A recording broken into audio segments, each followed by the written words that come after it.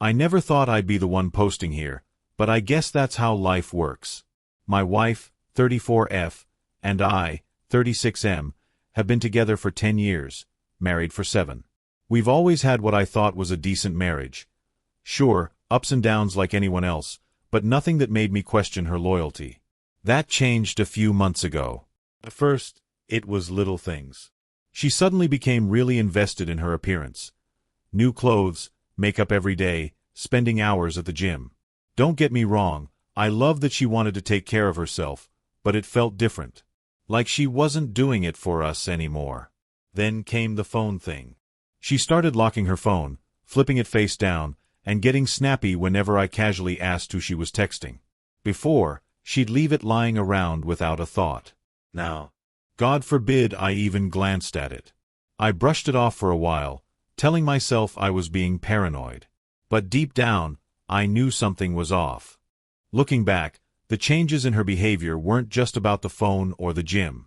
It was her whole attitude toward me. She started snapping at me over the smallest things, like if I left a glass on the counter or forgot to grab something from the store. These weren't normal marital squabbles. It was like she was looking for reasons to be annoyed with me. What really hit me, though, was how she stopped talking to me. Before, she'd tell me every little thing about her day, coworker drama, random funny stuff, even what she had for lunch. Suddenly, she didn't feel like talking. If I asked how her day was, I'd get a cold, fine. If I pushed, she'd roll her eyes and accuse me of being clingy. At the same time, she was working late more often. Meetings that ran until 9 p.m., urgent projects that needed her to stay at the office, last-minute girls' nights. I wanted to believe her, but the pattern was obvious. There was also this one evening where she came home and smelled like cologne. Not mine, not hers. She swore it was from sitting next to a guy on the train. I remember laughing nervously and letting it go, but something in my gut twisted hard that night. It felt like the woman I married was slowly slipping away, and I didn't know how to grab onto her without pushing her further. The actual discovery was one of those moments that burns itself into your memory. It was a random Tuesday night. She'd gone to work late again, and I was just sitting at home, half watching TV, half wondering if I was going crazy for feeling so suspicious. Around 10:30 p.m., she texted me, "Don't wait up, this project is a nightmare. I'll probably just crash at my coworker's place, it's closer to the office." That was weird. She'd never, in our whole marriage, even suggested staying somewhere else because of work. My stomach dropped. Here's where fate, or maybe dumb luck, kicked in. She had an old iPad we barely used anymore. What she didn't realize was that her iMessages were still synced to it. I'd never even thought about it before, but that night, it lit up on the counter with a message from someone named Jay. Curiosity got the better of me, and I opened it. And there it was, texts that ripped my heart out. "Can't stop thinking about last night. When are we sneaking away again?" And from her, "I told him I'm working late again. He's so clueless." I remember just staring at the screen, my ears ringing. My hands were shaking so bad I almost dropped the iPad. I scrolled up, and it only got worse. Pictures. Not just flirty selfies, explicit ones. She'd been sending him things she'd never even done for me. In that moment, it was like the ground fell out from under me. Every weird late night, every bitchy comment, every locked phone, it all made sense. And yet, even with the evidence right there, part of me wanted to believe there was some explanation. That maybe I was misreading everything. But then another message popped up, right in front of me. "Can't wait to taste you again tomorrow, winky face." That was it. No more excuses, no more denial. My wife was cheating on me. I didn't sleep that night. I sat on the couch, iPad on the coffee table, staring at the messages like they were going to magically rewrite themselves. By the time she walked in at 7 a.m., looking all exhausted in her crumpled work clothes, I was running on pure adrenaline. I tried to play it calm at first. I asked her how her project went. She yawned dramatically and said, "Ugh, I told you, I just crashed at Jenny's." Jenny, her supposed co-worker. Funny thing. Jenny was the one texting her in our group chat the night before asking if we wanted to do brunch this weekend. She wasn't even working late. So I slid the iPad across the table. Then maybe you can explain this. Her face drained. For a split second, I saw the truth written all over her. But then the mask snapped back on and she laughed. She said, "Wow, you're seriously going through my stuff? That's pathetic." I told her not to dodge it. Who was Jay? And why was she calling me clueless in her texts? Her story changed 3 times in under 5 minutes.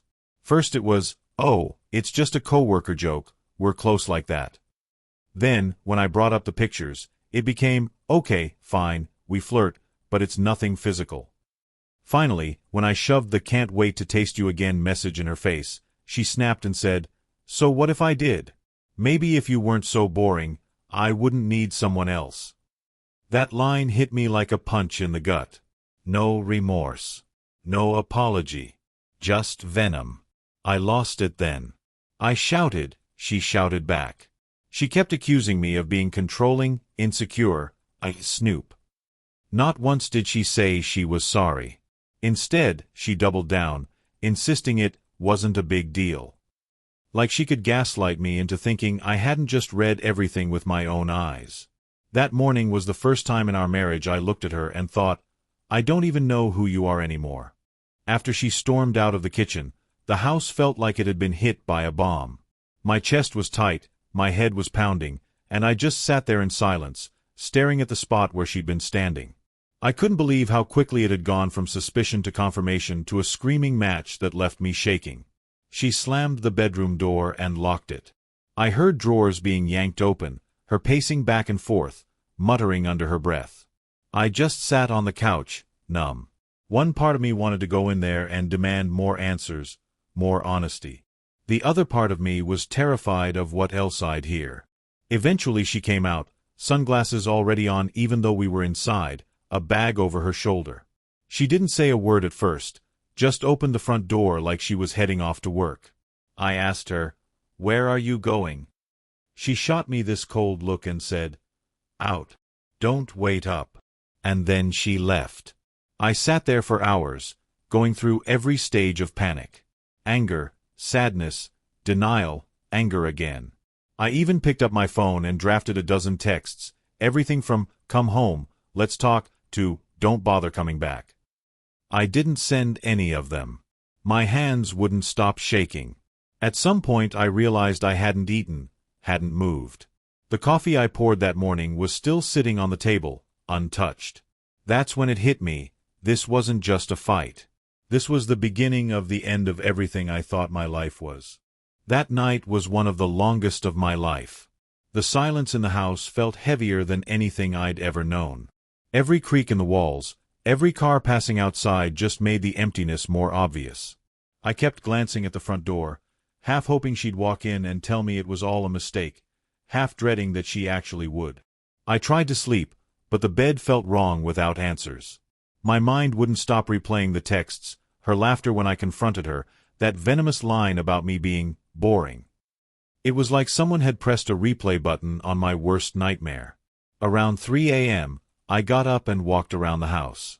I ended up in our closet, staring at her clothes, her shoes lined up neatly on the rack, and I just broke. I slid down onto the floor and cried harder than I have in years. Not just from betrayal, but from this crushing realization.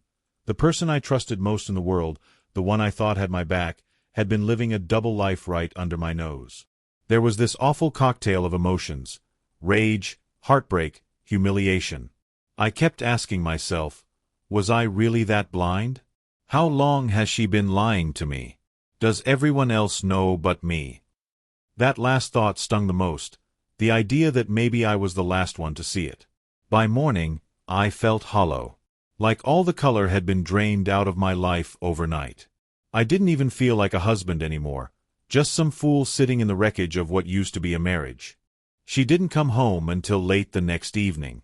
I'd spent the entire day pacing, checking my phone, not knowing if I should call her family, or just pack up my things and leave. Every time my phone buzzed, I jumped, but it was never her. Just work emails, spam texts, anything but the person I needed answers from. When she finally walked in, she acted like nothing happened. Tossed her keys in the bowl, kicked off her heels, and muttered, "I'm exhausted." No apology. No explanation. Just business as usual. I confronted her again, but she was stone cold. She said I was overreacting, that I'd blown things out of proportion, and that I was making her feel trapped. Then she added, "Honestly, I don't even know if I want to do this marriage thing anymore." That line gutted me. She said it so casually, like she was talking about returning a pair of shoes she didn't like. 10 years together, 7 years married, and suddenly I was just a thing she wasn't sure she wanted anymore. I pressed her about Jay. She smirked and said, "Why does it even matter now? You've already made up your mind about me." It was infuriating, the way she twisted everything back on me, like I was the problem for catching her. I told her point blank, "I saw the messages. I saw the pictures. I know it's more than just flirting." Her response? She rolled her eyes and said, "God, you're so dramatic. Everyone flirts. It doesn't mean anything." That night ended with her locking herself in the bedroom again, blasting music, while I sat on the couch wondering how the hell my marriage had unraveled so fast. The next few days were chaos. She acted like a teenager, slamming doors, giving me the silent treatment, leaving the house without saying where she was going. I tried to keep calm, but every time she walked out, I felt my stomach twist. Was she going to him? Was she meeting Jay? On the third day, I snapped. I called her best friend, someone I thought might give me clarity. Big mistake. Turns out, her friend already knew. She danced around it, but eventually admitted that she'd been worried about telling me, because she didn't want to get in the middle. I hung up feeling like the last idiot in the world. Everyone but me had seen this coming. That same evening, while I was still reeling, my phone buzzed with a number I didn't recognize. Against my better judgment, I answered. It was him. Jay. His voice was calm, smug even. He said, "Look, man, I think you know what's going on. She's not happy with you. She deserves better." I don't even remember what I said back. I just know I was yelling, my whole body shaking. He hung up before I could finish, leaving me screaming into the deadline. When she got home later, I confronted her again, and this time I mentioned the call. Her reaction. She shrugged, like it was nothing.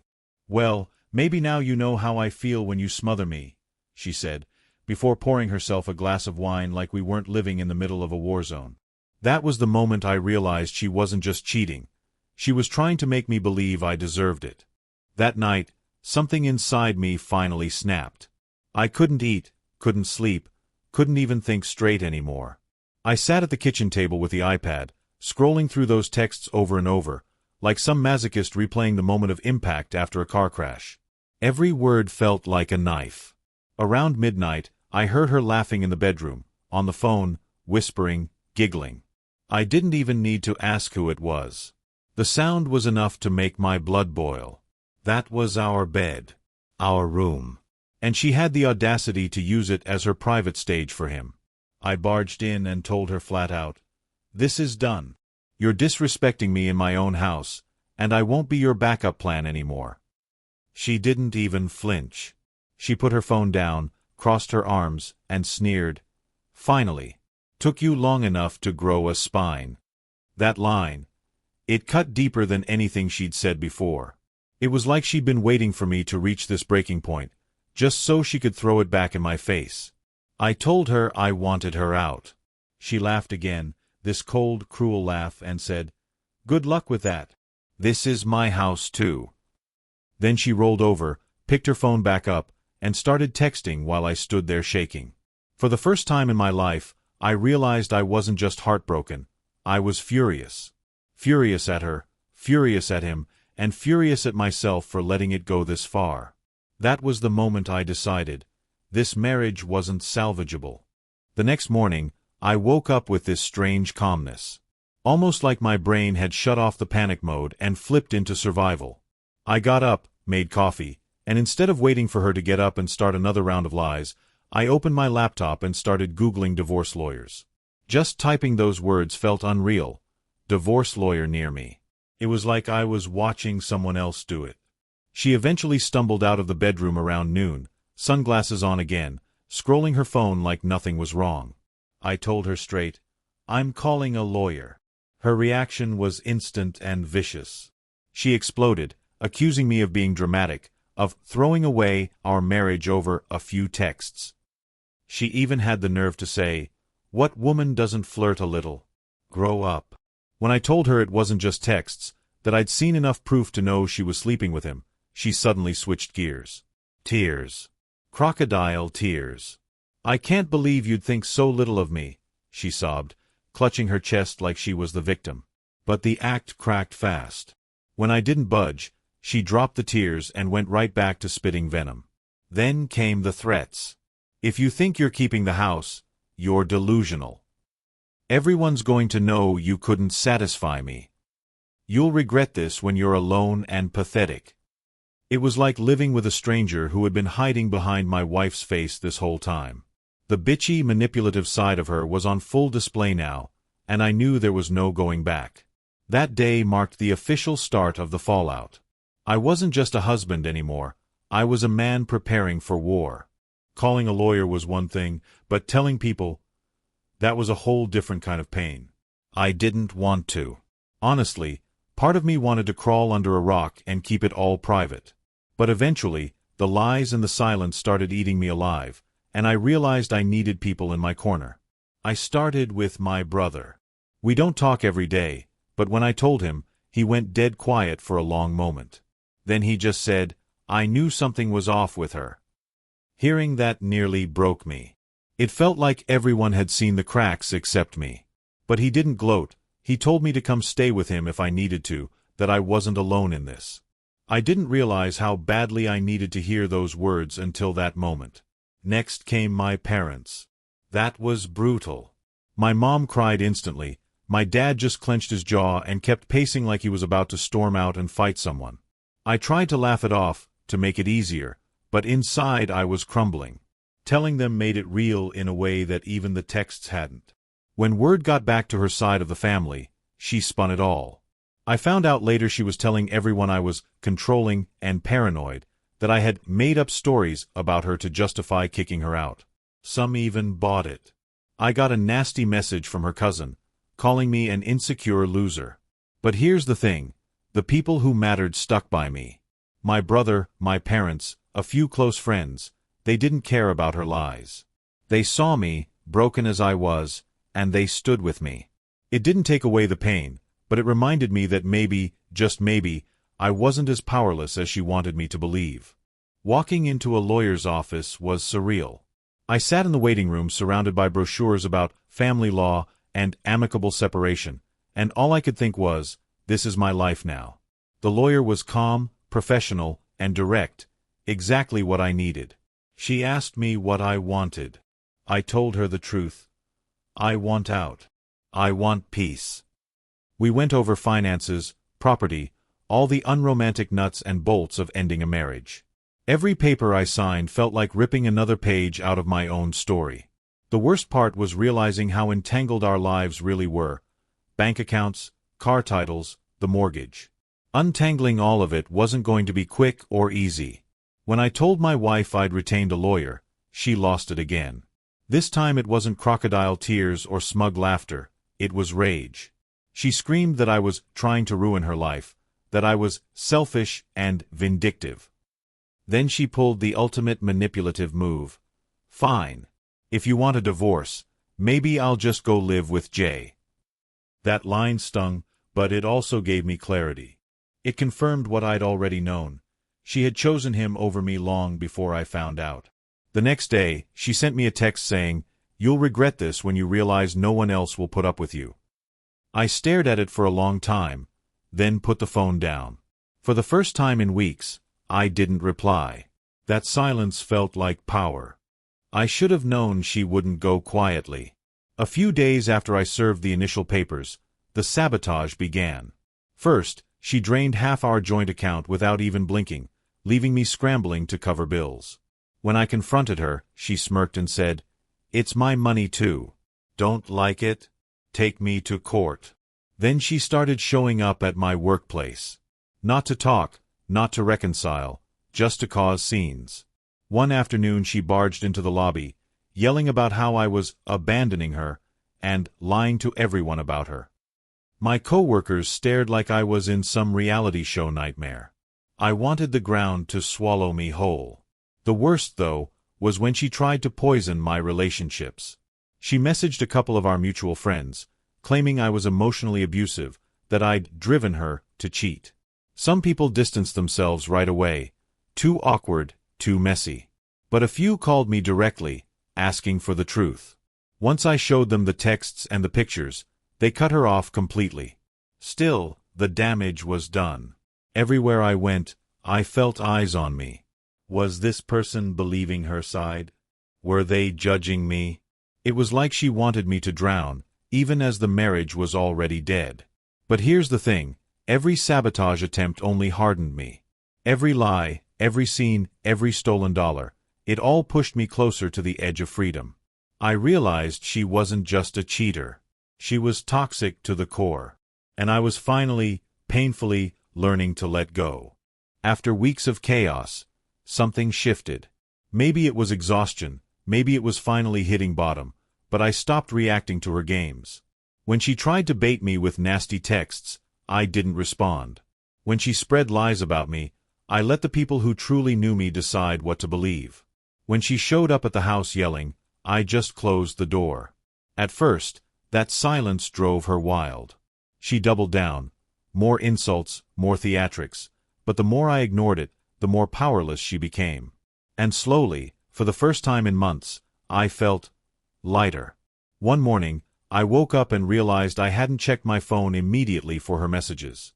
I hadn't gone to bed replaying our fights in my head. Instead, I'd actually slept. That tiny piece of peace was a shock to my system. I started doing things for me again. Going to the gym, reconnecting with friends, even picking up hobbies I'd abandoned years ago. Each step felt shaky, like I was learning how to walk again after an injury. But with every day that passed, I could feel the fog lifting. She was still there, still trying to claw her way into my head, but she didn't have the same power anymore. She wasn't my wife, my partner, or even my problem. She was just noise in the background of a life I was finally reclaiming. For the first time since this nightmare began, I started to believe that maybe, just maybe, I'd come out stronger on the other side. Looking back now, it still feels unreal how quickly everything unraveled. One minute I thought I had a solid marriage, the next I was standing in the ruins, wondering how I missed the warning signs. But here's the truth I've had to swallow. People show you who they are, and if you ignore it, you'll pay the price. My wife wasn't just cheating. She was cruel, manipulative, and unapologetic. She twisted the knife every chance she got. For a long time, I thought her actions reflected something broken in me. That maybe I wasn't enough. But now I see it clearly. Her betrayal had nothing to do with me, and everything to do with her own emptiness. The emotional roller coaster nearly destroyed me. Shock, rage, despair, humiliation. But crawling out of that pit forced me to find strength I didn't know I had. I've learned that boundaries matter. That silence is sometimes the most powerful response. And most importantly, that my worth isn't defined by how someone else treats me. If anyone reading this finds themselves in a similar spot, here's my advice. Trust your gut. Don't let them gaslight you into doubting what you see with your own eyes. Gather proof, stand firm, and know that you're not crazy for expecting honesty and respect. Walking away was the hardest thing I've ever done. But staying would have been worse. And while I'm not naive enough to say I'm grateful for what happened, I will say this: I'm free now. Free to rebuild, free to heal, free to find someone who actually deserves me. And if nothing else, I've learned that sometimes losing someone isn't a loss. It's the start of getting yourself back.